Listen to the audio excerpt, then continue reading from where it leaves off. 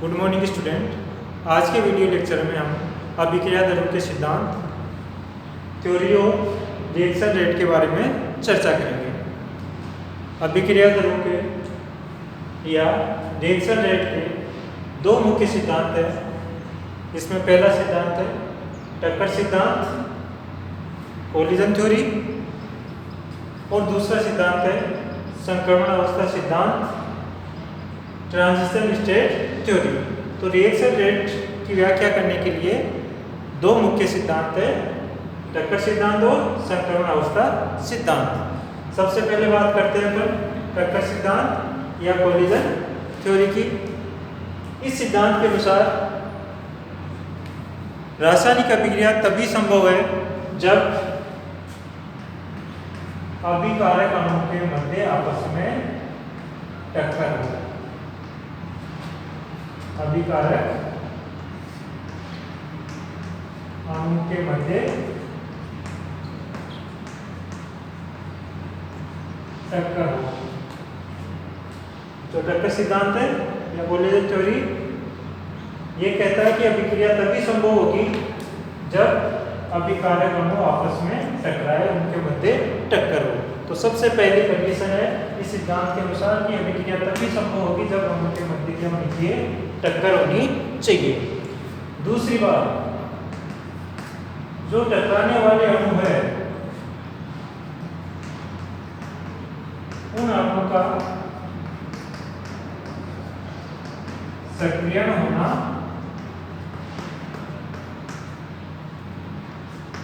चाहिए। कि अणु कैसे हो? सक्रिय अणु हो। सक्रिय अणु का मतलब होता है ऐसे अणु जिनकी जो ऊर्जा है दहली ऊर्जा के बराबर हो या दहली ऊर्जा से अधिक हो। तो उन अणु के मध्य जब आपस में टक्कर होगी तो वो उत्पाद में परिवर्तित हो जाएंगे। अगर उन अणु की ऊर्जा कम होगी तो उत्पाद में परिवर्तित नहीं होंगे। तो ऐसे अणु जिनकी ऊर्जा सक्रिय दहली ऊर्जा से बराबर या दहली ऊर्जा के अधिक हो तभी वो टक्कर के फलस्वरूप अणु उत्पाद में परिवर्तित होंगे। तो सबसे पहले अणुओं के मध्य टक्कर, और टक्कर होने वाले अणु कैसे होने चाहिए? सक्रिय अणु होने चाहिए, अर्थात उनकी ऊर्जा दहली ऊर्जा के बराबर या उससे अधिक ऊर्जा होनी चाहिए। और तीसरी बात कि जो टकराने वाले अणु है उनका अभिविन्यास अनुकूल होना चाहिए। अभिविन्यास उपयुक्त होना चाहिए, अनुकूल होना चाहिए। कि जब वो आपस में टकराएंगे, टकराने के समय अभिकारक अणुओं का अभिविन्यास अनुकूल होना चाहिए, उपयुक्त होना चाहिए, तभी वो टक्कर के फलस्वरूप उत्पाद में परिवर्तित होंगे। जैसे मान लीजिए ये अभिकारक अणु है A2 प्लस B2, इनके मध्य टक्कर होगी तो इस टक्कर के फलस्वरूप किसी प्रकार का कोई उत्पाद नहीं बनेगा, क्योंकि इन दोनों जो अभिकारक अणु है उनका अभिविन्यास अनुकूल नहीं है, अभिविन्यास उपयुक्त नहीं है। इनका अगर टक्कर के समय अभिविन्यास इस रूप में हो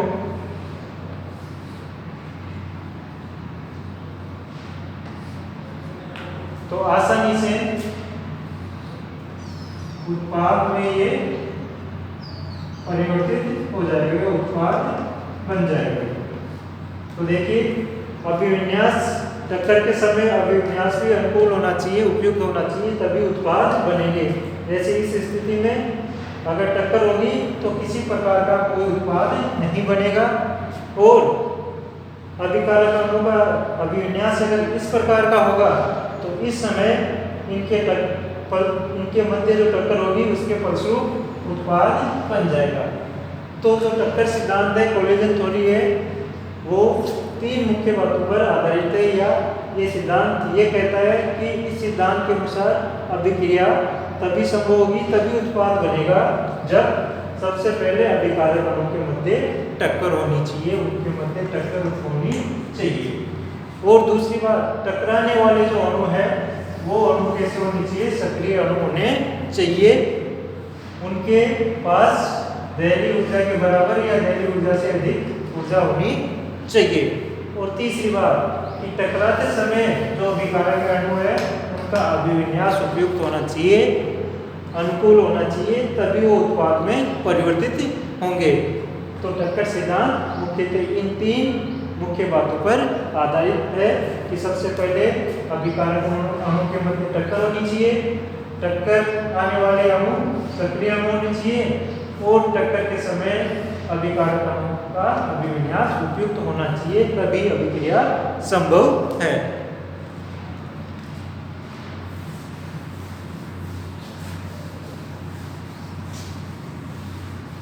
अब बात करते हैं दूसरे सिद्धांत की।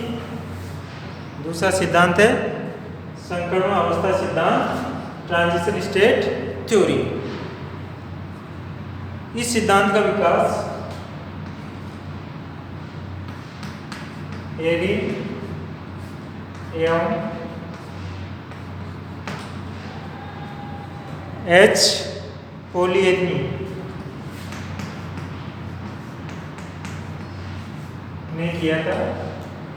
संक्रमणावस्था सिद्धांत का विकास अभिक्रिया दरों को समझाने के लिए एरिन तथा एच पोलियनी ने किया था। इस सिद्धांत के अनुसार अभिकारक अणु क्रिया करने से पूर्व एक विशिष्ट अभिक्रिया विन्यास ग्रहण करते हैं, जिसे सक्रियत संकुल एक्टिवेटेड कॉम्प्लेक्स कहते हैं। ये सिद्धांत कहता है कि जो अभिकारक अणु है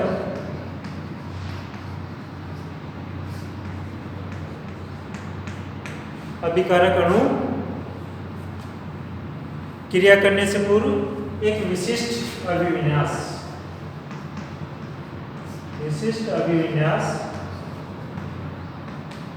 ग्रहण करते हैं, जिसको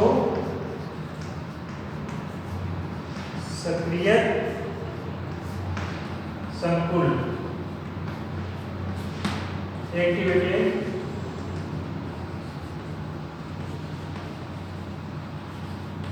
कॉम्प्लेक्स कहते हैं। इस सिद्धांत के अनुसार अभिकारक अणु उत्पाद में बदलने से पहले एक विशिष्ट अभिविन्यास ग्रहण करते हैं। उस विशिष्ट अभिविन्यास को क्या कहते हैं? सक्रियत संकुल एक्टिवेटेड कॉम्प्लेक्स कहते हैं। कि उत्पाद बनने से पूर्व एक नई संरचना बनती है, नया अभिविन्यास बनता है, विशिष्ट अभिविन्यास बनता है, जिसे सक्रियत संकुल कहते हैं। ये जो सक्रिय संकुल होता है इसको पृथक नहीं किया जा सकता। जैसे मान लीजिए A प्लस B अभिकारक है, ये उत्पाद में बदलने से पूर्व एक विशिष्ट अभिविन्यास, जिसको अपन ने क्या कहा, सक्रिय संकुल ग्रहण करते हैं।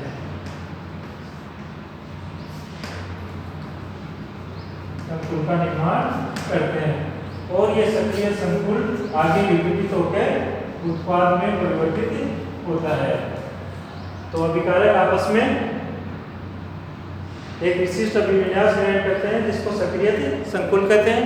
और सक्रिय संकुल और अभिकारक आपस में एक दूसरे के साथ साम्य अवस्था में रहते हैं और सक्रिय संकुल जो है वो आगे विघटित होकर उत्पाद का निर्माण करते हैं।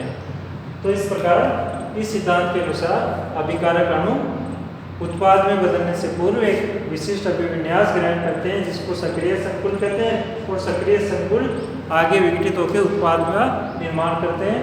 सक्रिय संकुल जो होता है उसको आप अलग नहीं कर सकते। इस सक्रिय संकुल की ऊर्जा अभिकारक और उत्पाद अणु से अधिक होती है। यदि इसको ग्राफ से समझ सकते हैं अपन, मान लीजिए इधर आपका अभिक्रिया पथ और ऊर्जा के मध्य ग्राफ बनाते हैं।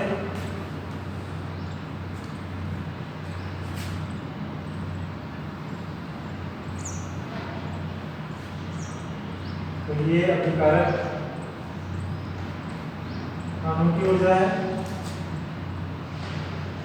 ये उत्पाद अणु की ऊर्जा है, और अभिकारक और उत्पाद अणु के से ज्यादा यहाँ पे ये सक्रिय संकुल की ऊर्जा है।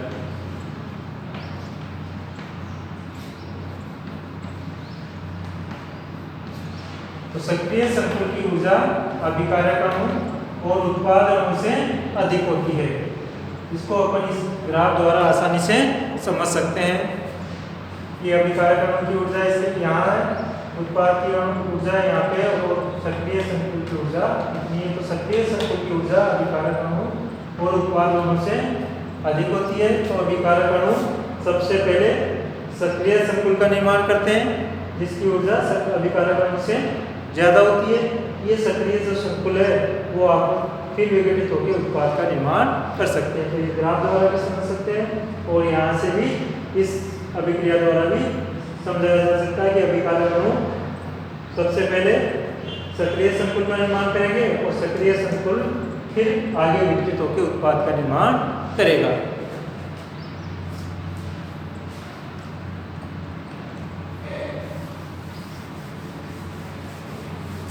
संक्रमण अवस्था सिद्धांत के अनुसार सक्रिय संकुल विघटित होकर उत्पाद का निर्माण करता है, उत्पाद बनाता है। और इस सिद्धांत के अनुसार अभिक्रिया का वेग दो बातों पर निर्भर करता है, सक्रिय संकुल की सांद्रता और दूसरा सक्रिय संकुल के विघटन की दर।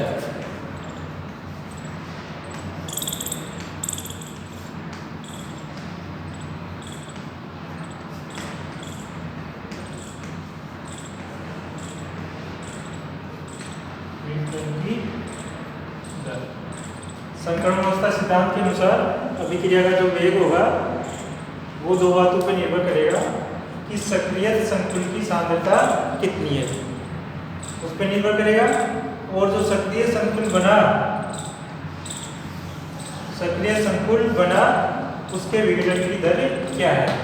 इन दोनों चीजों पे या दोनों कारकों पे इस सिद्धांत के अनुसार अभिक्रिया का वेग निर्भर करता है। तो संक्रमण अवस्था सिद्धांत सबसे पहले अभिकारक अणु विशिष्ट अभिन्यास ग्रहण करते हैं, जिसे सक्रिय संकुल कहते हैं, और सक्रिय संकुल विघटित होकर उत्पाद में बदलता है। तो सक्रिय संकुल की सांद्रता कितनी है और सक्रिय संकुल के विघटन की दर क्या है, इन दोनों चीजों पर अभिक्रिया का वेग निर्भर करता है।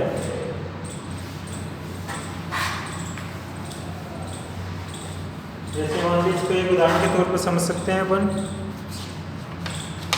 जैसे हाइड्रोजन आयोडाइड के विघटन को निम्न प्रकार से दर्शाया जा सकता है, जैसे HI प्लस HI, ये अभिकारक है। तो इस सिद्धांत के अनुसार अभिकारक अणु एक विशिष्ट अभिक्रिया विन्यास या विशिष्ट अभिक्रिया विन्यास ग्रहण करते हैं, जिसको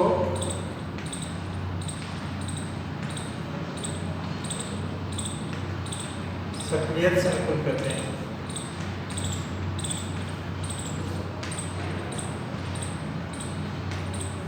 तो अभिकारक HI सबसे पहले सक्रिय संकुल का निर्माण करते हैं, और सक्रिय संकुल विघटित होकर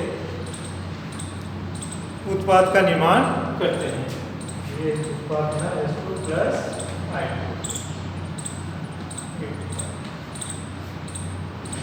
तो इस सिद्धांत के अनुसार अभिकारक अणु सबसे पहले विशिष्ट अभिविन्यास ग्रहण करते हैं, जिससे सक्रिय संकुल कहते हैं। सक्रिय संकुल की ऊर्जा अभिकारक और उत्पाद अणु से अधिक होती है, और ये जो सक्रिय संकुल बना आगे विघटित होकर उत्पाद का निर्माण करता है। इस प्रकार इस सिद्धांत के अनुसार अभिक्रिया होने को इस प्रकार समझाया जाता है। तो रिएक्शन रेट के दो मुख्य सिद्धांत है। टक्कर सिद्धांत, इसके अनुसार तीन मुख्य बातें हैं कि अभिकारक अणुओं के मध्य आपस में टक्कर होनी चाहिए, टकराने वाले अणु सक्रिय अणु होने चाहिए और टकराते समय अभिकारक अणु का विन्यास अनुकूल होना चाहिए, उपयुक्त होना चाहिए। दूसरा सिद्धांत जो है संक्रमण अवस्था सिद्धांत है।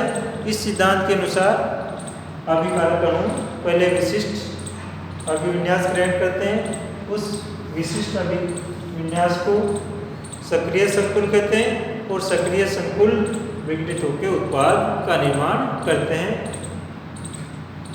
धन्यवाद।